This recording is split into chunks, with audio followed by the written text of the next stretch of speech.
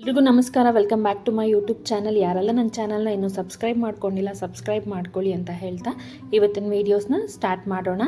ಇವತ್ತಿನ ವೀಡಿಯೋ ಬಂದು flax seeds ಬಗ್ಗೆ ನಾನು ಹೇಳ್ತಾ ಇದ್ದೀನಿ. ಇದು ಕ್ವಿಕ್ಕಾಗಿ ವೆಯ್ಟ್ ಲಾಸ್ ಮಾಡೋಕ್ಕೆ ಹೆಲ್ಪ್ ಮಾಡುತ್ತೆ. ಸೊ ಈ ಫ್ಲ್ಯಾಕ್ಸ್ ಸೀಡ್ಸ್ನ ನಾವು ಕನ್ನಡದಲ್ಲಿ ಅಗಸೆ ಬೀಜ ಅಂತೇಳಿ ಕರಿತೇವೆ. ಇದೊಂದು ಸೂಪರ್ ಫುಡ್ ಅಂತಲೇ ಹೇಳ್ಬೋದು. ಯಾರಿಗೆಲ್ಲ ಕ್ವಿಕ್ಕಾಗಿ ವೆಯ್ಟ್ ಲಾಸ್ ಮಾಡಬೇಕಂತ ಇರ್ತಾರೆ ಅವರಿಗಂತ ಇದೊಂದು ರಿಚ್ ಫೈಬರ್ ಕಂಟೆಂಟ್ ಇರೋ ಫುಡ್ ಆಗಿರುತ್ತೆ. ಮತ್ತು ಇದರಲ್ಲಿ ಒಮೆಗಾ 3 ಫ್ಯಾಟಿ ಆಸಿಡ್ಸ್ ಕೂಡ ಜಾಸ್ತಿ ಇರುತ್ತೆ. ಸೊ ರಿಚ್ ಫೈಬರ್ ಕಂಟೆಂಟ್ ಇರೋದ್ರಿಂದ ನಮಗೆ ಡೈಜೆಷನ್ಗೆ ತುಂಬ ಹೆಲ್ಪ್ ಮಾಡುತ್ತೆ. ಮತ್ತು ಯಾರಿಗೆಲ್ಲ ಐ ಕೊಲೆಸ್ಟ್ರಾಲ್ ಇದೆ ಅವರಿಗೂ ಕೂಡ ಇದು ತುಂಬ ಬೆನಿಫಿಟ್ ಆಗಿದೆ. ಮತ್ತು ಯಾರೆಲ್ಲ ಬ್ಲಡ್ ಪ್ರೆಷರಿಂದ ಸಫರ್ ಮಾಡ್ತಿರ್ತಾರೆ ಅವರಿಗೂ ಕೂಡ ಇದು ಭಾಳ ಬೆನಿಫಿಟ್. ಮತ್ತು ಡಯಾಬಿಟಿಕ್ಸ್ ಅವರಿಗೂ ತುಂಬ ಬೆನಿಫಿಟ್ ಇದೆ. ಇದನ್ನು ನಾವು ಡೈಲಿ ಬರೀ 1 ಸ್ಪೂನ್ ಮಾತ್ರ ತಿನ್ನಬೇಕು. 1 ಸ್ಪೂನ್ ಅಥವಾ 1 to 2 ಸ್ಪೂನ್ ಅಷ್ಟೇ, ಅದ್ರ ಮೇಲೆ ನಾವು ತಿನ್ನಬಾರ್ದು. ಡಾಕ್ಟರ್ಸ್ ಇದನ್ನು ರೆಕಮೆಂಡ್ ಮಾಡಲ್ಲ 2 ಸ್ಪೂನ್ಸ್ ಮೇಲೆ. ಸೊ ಇದನ್ನು ನಾವು 1 ರಿಂದ 2 ಸ್ಪೂನ್ ಡೈಲಿ ತೊಗೋಬೋದು. ಇದನ್ನು ನಾವು ಹಾಗೆ ಕೂಡ ತೊಗೋಬೋದು ಅಥವಾ ಸ್ವಲ್ಪ ಪುಡಿ ಮಾಡ್ಕೊಂಡು ಕೂಡ ನಾವು ಇದನ್ನು ಯೂಸ್ ಮಾಡ್ಬೋದು. ಸೊ ಯಾರಿಗೆಲ್ಲ ಯೂರಿಕ್ ಆ್ಯಸಿಡ್ ಕೂಡ ಲೆವೆಲ್ ಜಾಸ್ತಿ ಇರುತ್ತೆ ಅವರು ಕೂಡ ಇದನ್ನು ಯೂಸ್ ಮಾಡ್ಬೋದು. ಸೊ ಅದನ್ನು ಕಂಟ್ರೋಲಿಗೆ ತೊಗೊಂಡು ಬರ್ಬೋದು.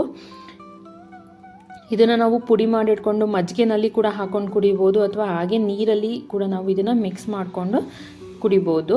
ಮತ್ತು ಇದನ್ನು ನಾವು ಏನು ದಿನ ದೋಸೆ ರೊಟ್ಟಿ ಎಲ್ಲ ತಿಂತೀವಲ್ಲ ಅದ್ರ ಮೇಲೆ ಕೂಡ ನಾವು ಸ್ಪ್ರಿಂಕಲ್ ಮಾಡಿಕೊಂಡು ತಿನ್ಬೋದು. ಅಥವಾ ನಾವು ಸಲಾಡ್ ಏನಾದರೂ ಮಾಡ್ಕೊಂಡಿದ್ದೀವಿ ಅಂದರೆ ಅದ್ರ ಮೇಲೆ ಕೂಡ ಇದನ್ನು ಹಾಕ್ಕೊಂಡು ತಿನ್ಬೋದು. ಇದರಲ್ಲಿ ಭಾಳಷ್ಟು ಬೆನಿಫಿಟ್ಸ್ ಇದೆ. ಮತ್ತು ಹೇರಿಗೆ ಕೂಡ ಇದು ತುಂಬ ಒಳ್ಳೆಯದು. ಯಾರಿಗೆಲ್ಲ ಏರ್ ಫಾಲ್ ಪ್ರಾಬ್ಲಮ್ ಇದೆ ಅವರು ಕೂಡ ಇದನ್ನು ರೆಗ್ಯುಲರ್ ಆಗಿ ಯೂಸ್ ಮಾಡ್ಬೋದು. ಬನ್ನಿ ಆಗಿದ್ದರೆ ಇದನ್ನು ಹೇಗೆ ಯೂಸ್ ಮಾಡ್ಬೋದು, ಹೇಗೆ ಮಾಡಿಟ್ಕೋಬೋದು, ತುಂಬ ಟೇಸ್ಟಿಯಾಗಿ ಕೂಡ ಇದನ್ನು ಮಾಡಿಟ್ಕೊಂಡು ತಿನ್ಬೋದು ಅಂತೇಳಿ ನಾನು ನಿಮಗೆ ಇವತ್ತು ತಿಳಿಸ್ಕೊಡ್ತಾ ಇದ್ದೀನಿ. ಮೊದಲಿಗೆ ಒಂದು ಪ್ಯಾನ್ನ ಇಟ್ಕೊಂಡಿದ್ದೀನಿ. ಅಲ್ಲಿ ನಾನಿಲ್ಲಿ 1 ಬೌಲಷ್ಟು ಫ್ಲ್ಯಾಕ್ಸ್ ಸೀಡ್ಸ್ನ ಹಾಕೊಳ್ತಾ ಇದ್ದೀನಿ. ಇದನ್ನು ಜಾಸ್ತಿ ಉರಿಯೋ ಅವಶ್ಯಕತೆ ಇಲ್ಲ, ಸ್ವಲ್ಪ ಬೆಚ್ಚಗಾಗೋಷ್ಟು ಮಾಡಿಕೊಂಡ್ರೆ ಸಾಕು.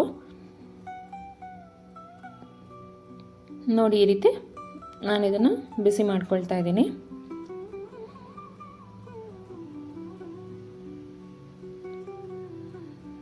ಸೊ ಈ ರೀತಿ ಬಿಸಿ ಮಾಡ್ಕೊಳ್ಬೇಕು ಅದನ್ನು ಮೊದಲಿಗೆ.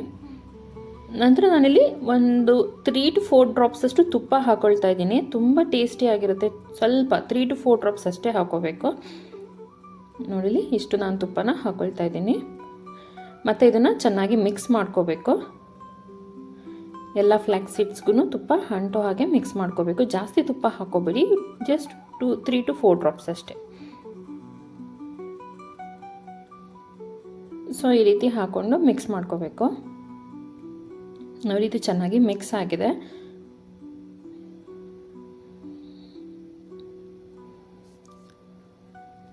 ಸೊ ಇದು ಎಲ್ಲದಕ್ಕೂ ಚೆನ್ನಾಗಿ ಮಿಕ್ಸ್ ಆಗಿ ಫ್ಲ್ಯಾಕ್ಸ್ ಸೀಡ್ಸ್ ಕೂಡ ಬಿಸಿಯಾಗಿದೆ. ಇದಕ್ಕೆ ನಾನಿಲ್ಲಿ ಸ್ವಲ್ಪ ಉಪ್ಪನ್ನ ಹಾಕ್ಕೊಳ್ತಾ ಇದ್ದೀನಿ. ಸ್ವಲ್ಪ ರುಚಿಗೆ ಎಷ್ಟಾಗಷ್ಟು ಉಪ್ಪು ಹಾಕೋಬೇಕು. ಮತ್ತು ಸ್ವಲ್ಪ ರೆಡ್ ಚಿಲ್ಲಿ ಪೌಡರ್ ಇದಿಷ್ಟು ಹಾಕಿ ಎಲ್ಲದನ್ನು ಚೆನ್ನಾಗಿ ಮಿಕ್ಸ್ ಮಾಡ್ಕೋಬೇಕು. ನೋಡಿ ಈ ರೀತಿ ಮಿಕ್ಸ್ ಮಾಡಿಕೊಂಡು ತುಪ್ಪ, ಉಪ್ಪು ಮತ್ತು ರೆಡ್ ಚಿಲ್ಲಿ ಪೌಡರ್ ಇದಿಷ್ಟು ನೀಟಾಗಿ ಮಿಕ್ಸ್ ಮಾಡ್ಕೋಬೇಕು. ಅದಕ್ಕೆ ಅಂಟೋ ಹಾಗೆ ಇದನ್ನೆಲ್ಲ ನೀಟಾಗಿ ಮಿಕ್ಸ್ ಮಾಡಿಕೊಂಡು ನೋಡಿ ಈ ರೀತಿ ಮಿಕ್ಸ್ ಮಾಡ್ಕೊಂಡ್ಮೇಲೆ ಅದನ್ನು ಇನ್ನೊಂದು 2 ಸೆಕೆಂಡ್ ಕಾಲ ಅದು ಬಿಸಿಯಾಗೋವರೆಗೂ ಹಾಗೆ ಬಿಟ್ಕೋಬೇಕು. ನಂತರ ಸ್ಟವ್ ಫ್ಲೇಮ್ನ ಜಾಸ್ತಿ ಮಾಡಿ ಇಮಿಡಿಯೇಟ್ ಆಫ್ ಮಾಡಿಬಿಡ್ಬೇಕು ನಾವು. ನಂತರ ಅದನ್ನು ತಣ್ಣಗಾಗೋದಕ್ಕೆ ಬಿಡಬೇಕು.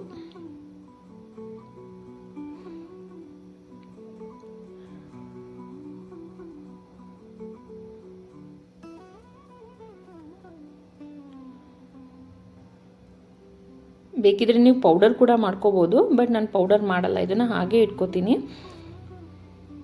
ನೋಡಿ ಇವಾಗ ತಣ್ಣಗಾಗಿದೆ ಇದು.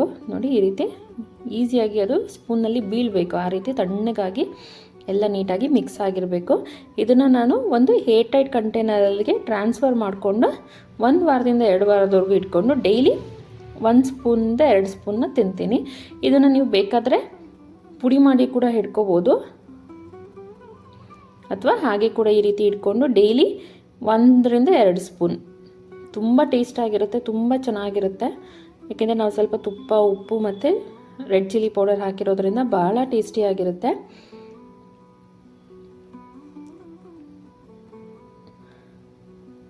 ಸೊ ಇದಾಗಿತ್ತು ಇವತ್ತಿನ ಫ್ಲ್ಯಾಕ್ಸ್ ಸೀಡ್ಸ್ ರೆಸಿಪಿ. ಇದೇ ರೀತಿ ಮತ್ತೊಂದು ಮತ್ತಷ್ಟು ಹೊಸ ಕಂಟೆಂಟ್ಗಳನ್ನ ಅಪ್ಲೋಡ್ ಮಾಡ್ತಾ ಇರ್ತೀನಿ. ನನ್ನ ಚಾನಲ್ನ ಸಬ್ಸ್ಕ್ರೈಬ್ ಮಾಡ್ಕೊಳ್ಳಿ, ಸಪೋರ್ಟ್ ಮಾಡಿ. Thank you.